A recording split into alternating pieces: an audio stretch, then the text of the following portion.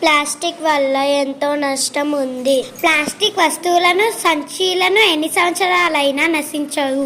భూమి పొరలో అట్లాగే ఉండి పంటలను పండకుండా చేస్తాయి. ప్లాస్టిక్ పర్యావరణాన్ని పాడు చేస్తుంది.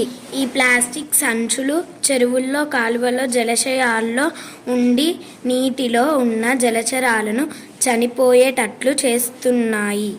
ప్లాస్టిక్ కవర్స్ వాడటం వల్ల కొందరుగా భూమిలో కలిసిపోదు కదా. ప్లాస్టిక్ వల్ల ఇన్ని నష్టాలు ఉన్నా ప్లాస్టిక్ ను ఎందుకు వాడుతున్నామంటే ప్లాస్టిక్ ఎంతో ఆకర్షణీయంగా, తక్కువ ధరలో, అందుబాటులో ఎక్కువ కాలం వాడుకోవచ్చు. పోని వాటిని కాల్చేద్దామని అనుకుంటే కరిగిన ఆ ప్లాస్టిక్ నుండి విషవాయువులు విడుదలై జీవకోటికి ముప్పు జరిగే ప్రమాదం ఉన్నది.